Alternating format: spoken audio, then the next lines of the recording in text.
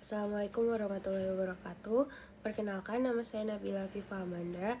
Saya dari NIM G0023119 dan saya dari kelompok A09. Di sini saya akan menjelaskan mengenai pertanyaan-pertanyaan yang terdapat di laporan praktikum anatomi. Yang pertama itu mengenai mekanisme ereksi dan ejakulasi. Ereksi itu tuh terjadi akibat adanya stimulus seksual baik dari penglihatan, suara, bau, dan juga stimulus psikis yang biasanya diperkuat dengan sensasi rabaan langsung pada kulit dan area genital. Nantinya rangsangan itu akan dibawa aferen ke SSP. Kemudian nanti impuls aferen berjalan dari pusat medula spinalis menuju ke sistem parasimpatik segmen sakralis 2-4.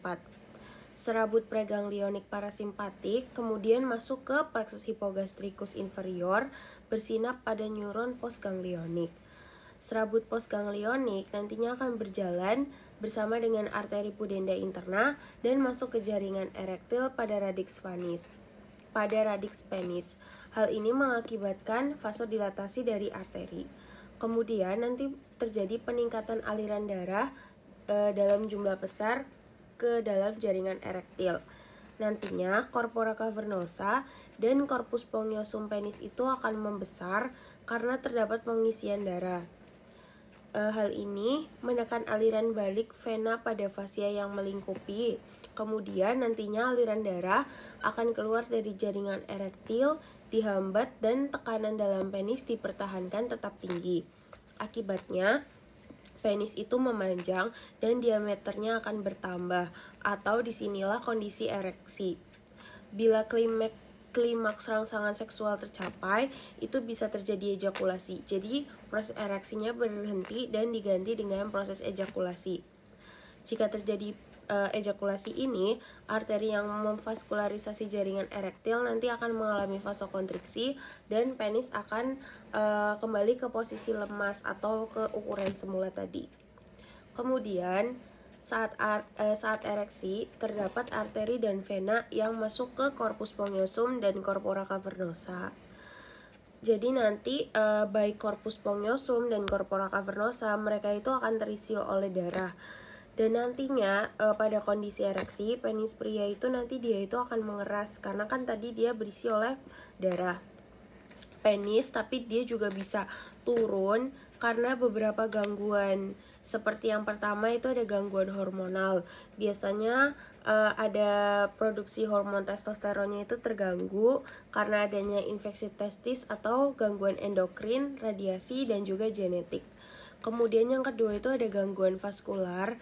Jadi ini kerusakan endotel pembuluh darah karena hipertensi, kemudian juga bisa karena nikotin, biasanya perokok, kemudian ada karena aterosklerosis dan juga hiperkolesterol. Kemudian yang ketiga itu ada gangguan saraf. Ini biasanya terjadi pada pengidap diabetes mellitus. Dan yang keempat itu ada gangguan akibat medikasi. Kemudian di sini laki-laki itu kalau misalnya nggak bisa ereksi di pagi hari, biasanya itu terdeteksi adanya gangguan. Biasanya juga gangguannya itu secara hormonal. Jadi pada waktu ereksi darah kan masuk ke area cavernosa dan corpus spongiosum. Nah, pada pengidap diabetes mellitus itu tuh darahnya itu terlalu kental, jadi dia itu akan sulit mengisi cavernae atau ruang di corpora cavernosa dan juga corpus spongiosum sehingga tidak terjadi ereksi. Kemudian yang kedua itu ada mekanisme ejakulasi.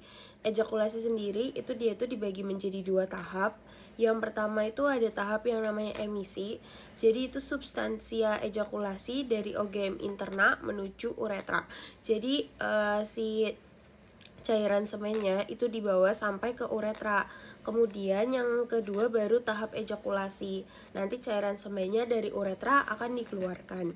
Untuk mekanismenya, yang pertama itu ada reseptor, baik itu dari kulit atau glans penis, atau kondisi saat ductus deferens itu penuh. Nanti sama aferen yang diperankan oleh nervus pudendus centrum akan dibawa ke NIL CLMS yang segmen lumbal 1-3. Pada proses emisi atau tadi cairan semen ke uretra, itu tuh ductus deferensnya tuh akan berkontraksi.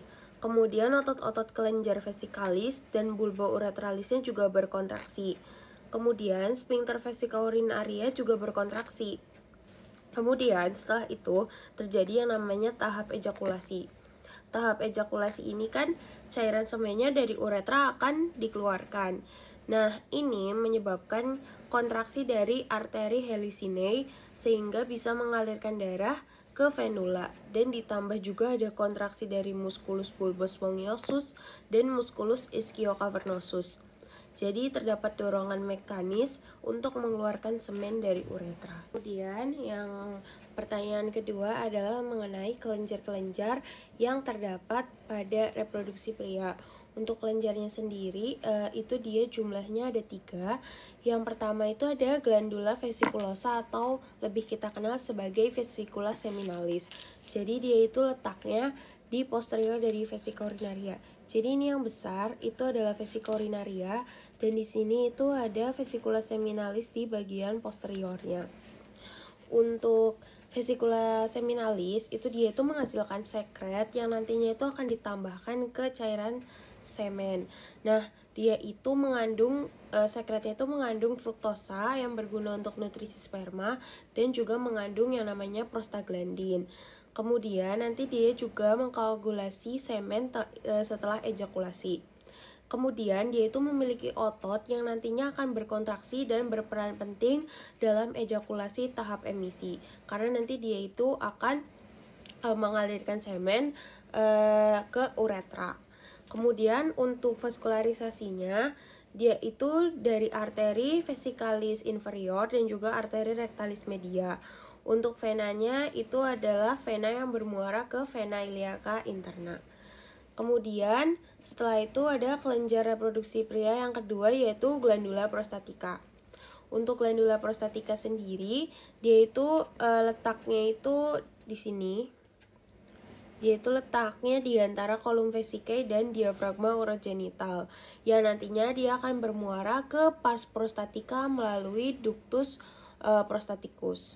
Untuk fungsinya, dia itu menghasilkan cairan tipis yang seperti susu, dan dia itu mengandung yang namanya asam sitrat dan fosfatase asam. Yang dua zat itu dia itu akan ditambahkan pada proses ejakulasi dan berperan penting untuk alkalis atau di sini menetralkan suasana dari asam vagina.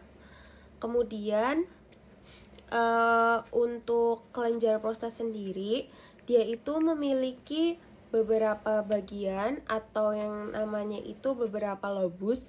Yang pertama itu ada anterior, medius, posterior, lateral, dan dextra et sinistra. Itu jumlahnya ada 5. Kemudian dia juga ada 4 zona, ada transisional, periuretral, sentral, dan periferal. Untuk zona paling pentingnya itu yang menghasilkan kelenjar utama itu ada di periferal.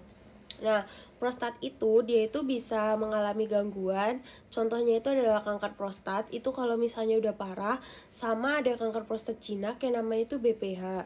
Nah, BPH ini dia itu nggak mengganggu karena dia itu nggak bikin sakit. Kemudian untuk neurovaskularisasi dari prostat itu hampir sama seperti vesicula seminalis. Dia itu cabangnya itu arterinya dari vesicalis inferior dan rectalis media. Kemudian venanya itu dia membentuk plexus venosus prostaticus yang nantinya akan menampung darah dari vena dorsalis penis yang profunda. Kemudian nanti akan bermuara di vena iliaca interna. Kemudian untuk kelenjar yang ketiga itu ada glandula bulbouretralis. Jadi glandula bulbouretralis itu letaknya di sini. Letaknya ada di sini. Nah, dia itu terletak di diafragma urogenital dan nantinya dia itu akan bermuara di uretra yang pars sponghiosa. Kalau di perempuan, glandula bulbouretralis ini homolog dari glandula vestibularis mayor. Untuk fungsinya dia itu menghasilkan lubrikasi yang sifatnya itu untuk sebagai pelumas sebelum berhubungan seksual. Kemudian pertanyaan selanjutnya mengenai fertilisasi dan implantasi. Untuk fertilisasi itu merupakan suatu proses pertemuan kedua sel gamet yang itu terdiri dari sel sperma yang berasal dari laki-laki dan juga sel ovum dari perempuan. Fertilisasi itu terjadi di ampula tuba fallopi, itu ada di sekitar sini, dan dia itu akan terjadi setelah sperma membuahi dan membentuk zigot. Dan nantinya dia itu akan ke uterus karena adanya bantuan otot dari tuba uterina. Untuk kenapa ada di tuba fallopi yang bagian ampulanya, karena dia itu merupakan tempat paling luas dari tuba dan dia itu juga dekat dengan ovarium. Kemudian juga sperma kan dia bertahan hidupnya nggak lama, jadi ampula tuba fallopi ini merupakan tempat paling cocok. Untuk perjalanan dari serviks ke tuba fallopi sendiri, itu dia itu sperma itu karena selain memiliki prostaglandin seperti yang disebutkan tadi, yang dia itu berguna untuk motilitas sperma, dia juga dibantu oleh otot uterus dan juga otot tuba fallopi.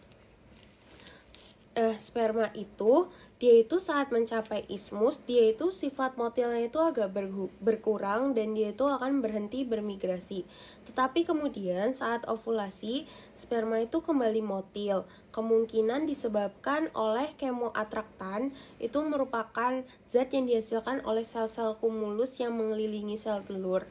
Dan nantinya si sperma ini akan berenang ke ampula tuba fallopi, tempat terjadinya fertilisasi.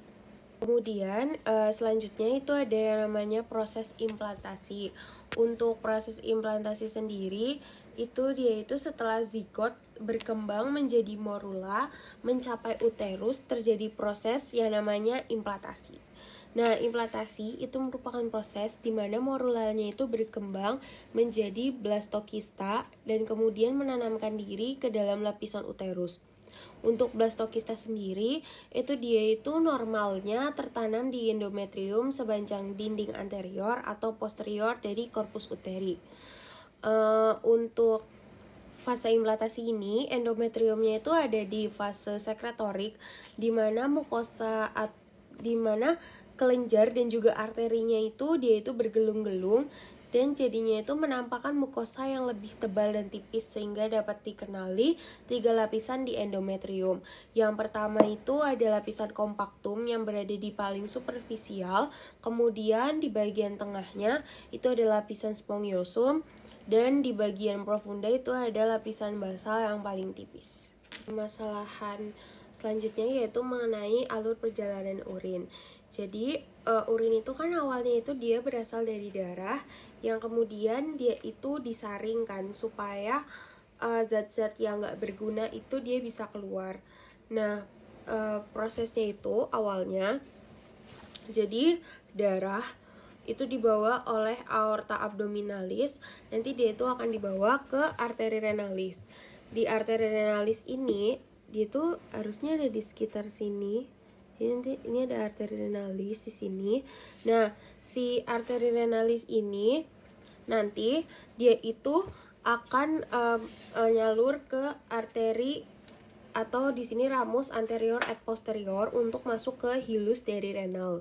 Kemudian setelah itu dia akan menjadi arteri lobaris yang mulai masuk ke piramidis renalis. Jadi ini dia tuh mulai masuk ke piramidis renalis di bagian awal-awalnya ini.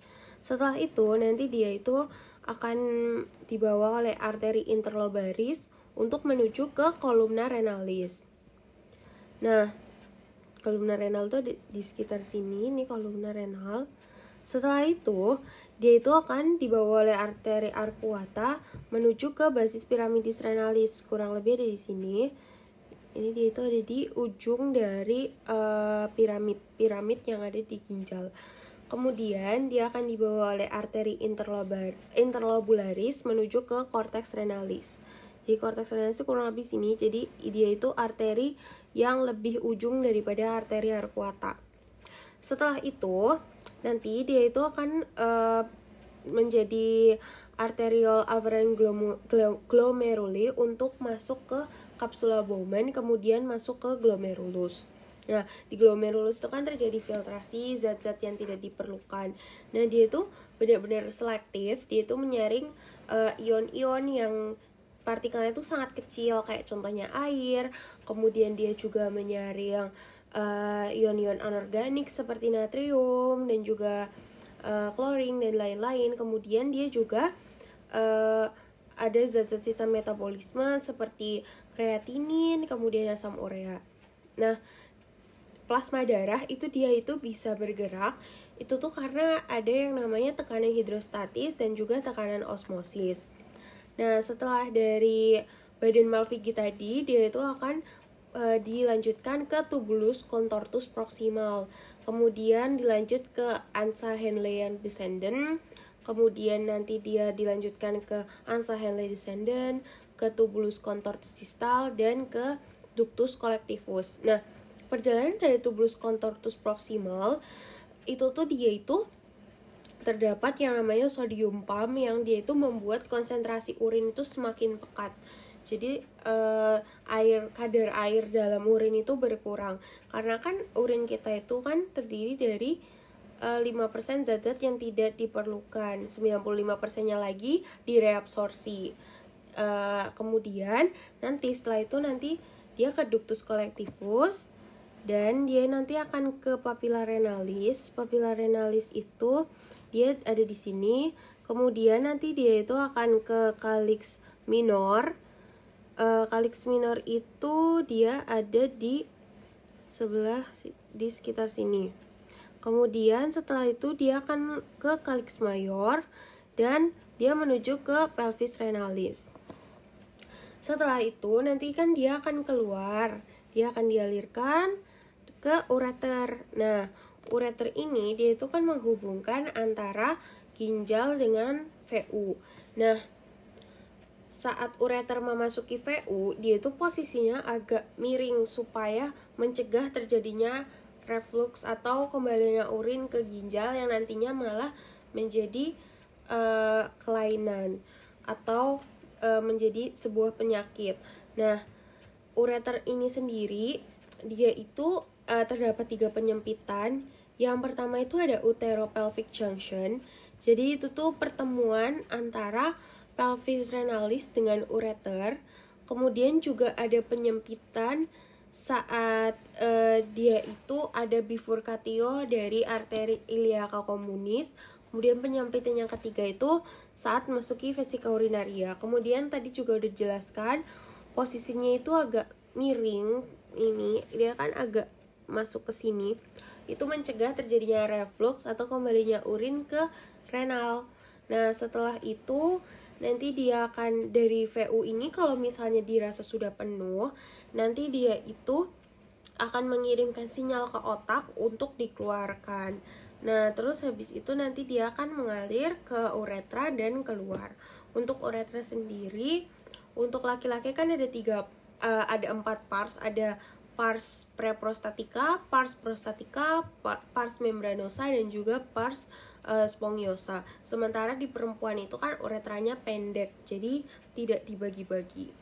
Nah, nanti setelah itu urin akan keluar dari tubuh. Kemudian kita lanjut ke pertanyaan terakhir mengenai proses berkemih. Jadi proses berkemih kan dia itu melibatkan beberapa organ. Ada ren, ureter, vesika urinaria, dan juga uretra. Nah, ren itu sifatnya itu mengekskresi sisa-sisa metabolisme dalam bentuk urin dan mempertahankan senyawa seperti potasium dan juga sodium serta air dalam keadaan seimbang. Ureter itu gunanya dia akan membawa urin keluar dari ren menuju ke VU.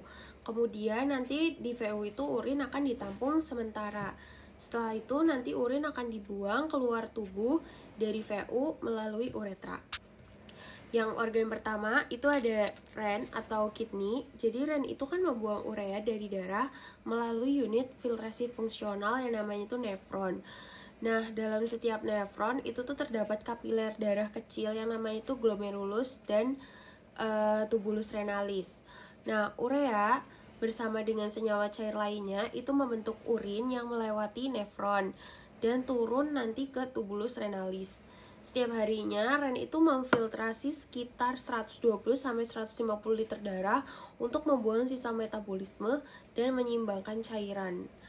Proses ini menghasilkan sekitar 1-2 liter urin per hari. Kemudian ada ureter. Ureter sendiri itu merupakan saluran yang dia itu menyalurkan urin dari ren ke VU. Otot-otot dinding ureter nanti dia itu akan terus-menerus berkontraksi dan berelaksasi untuk memaksa urin turun ke bawah menjauhi ren. Jika urin reflux ke atas, ren itu dapat terkena infeksi.